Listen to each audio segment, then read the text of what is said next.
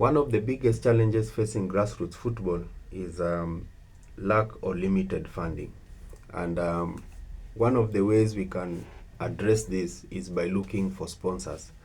And the only thing you need to as a grassroots football investor, the only thing you need to convince the sponsors is, how is your team affecting the community, and how will the sponsorship help their business or their brand. If you are able to do that, then I think some of the best sponsorship deals will land your way. So today I've come up with some 10 points that I want us to go through quickly, that will give you a rough idea of what you can do so that you attract some sponsorship deals as you try and help these young people develop their talents at the grassroots. One of the my first point will be, you need to build a strong club identity. By club identity, I mean by the time you are approaching the sponsor, you need to have a club name, you need to have a logo, you need to have maybe the club colors, you need to have a vision, a mission. These ones are things that by the time you're approaching the sponsor, you need to demonstrate that you have a strong club identity and all those things that I've mentioned. Secondly, you need to demonstrate community impact.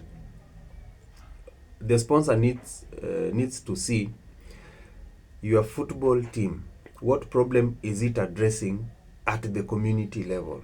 Maybe you've identified within that area there is no football team. You have boys who have, or girls who have talents, but they are wasting their life maybe through drug abuse, early pregnancy. So this thing needs to address a certain problem in the community.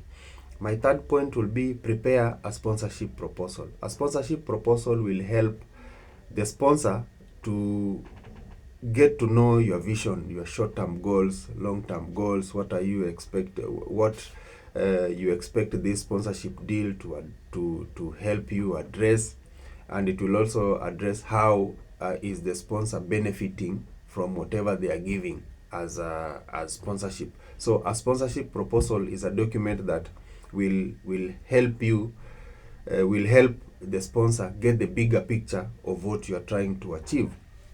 Then you need to approach local businesses. Let me give an example. I'm in Kakamega. I have my local team is in Kakamega, and I'm writing a sponsorship proposal.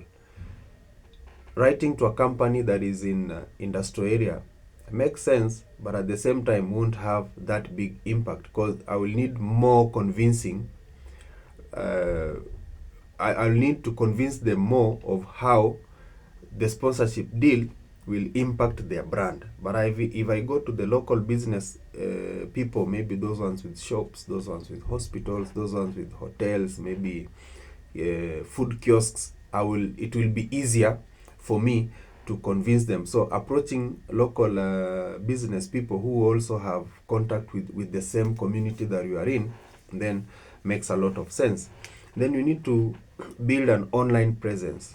And by online presence, I mean you need to have a TikTok account, a YouTube account, IG, because Facebook, because nowadays most businesses are online, and people are using that online space to do lots of branding and things like that. So if you have so many numbers online, then chances of you attracting good sponsorship deals will be very easy, because you can simply argue and tell the sponsor that I have a YouTube following of say 1 million people.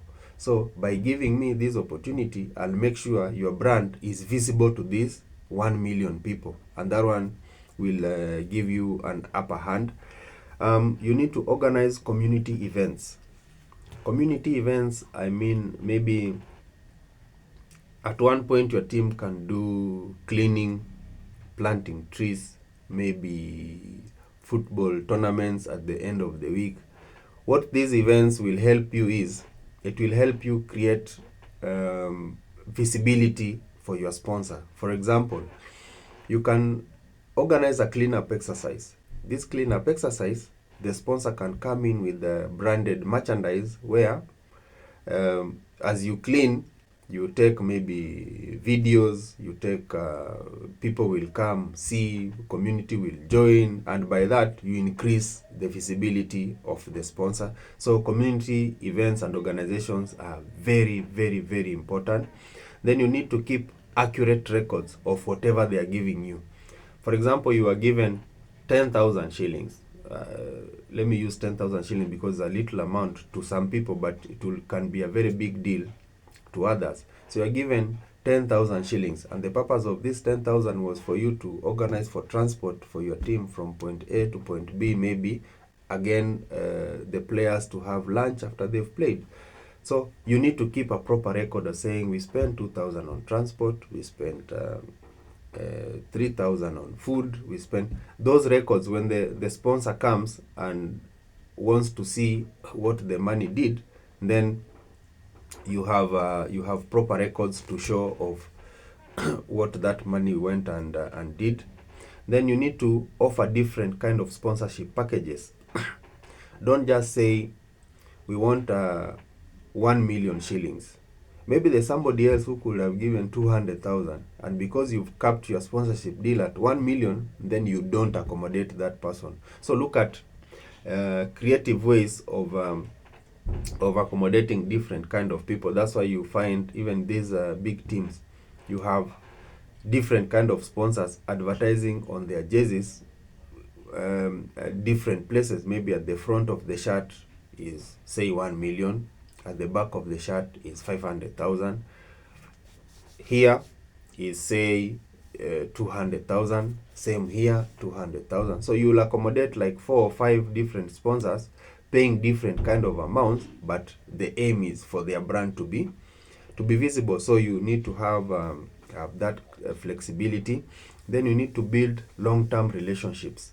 Long-term relationship means if you promise that you'll by them giving you sponsorship, they'll have access to your online maybe fans, their brand will be visible, and such kind of things. Then you need to do that. Don't just receive this money, then you say we've received 1 million from them, then we don't care about, because they want also to their brands to grow. So you need to see how to accommodate that. Then lastly, you need to apply for grants and football development programs. There are some NGOs who can give you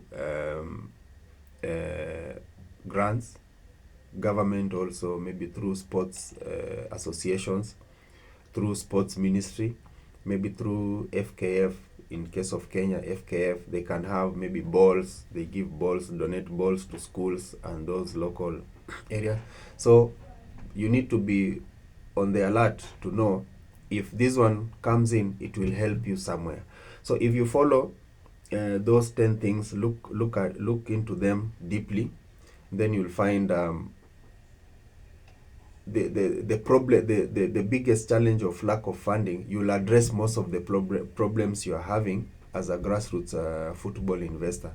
And then when we do that, going forward, we will be developing good talents for us to expose them outside.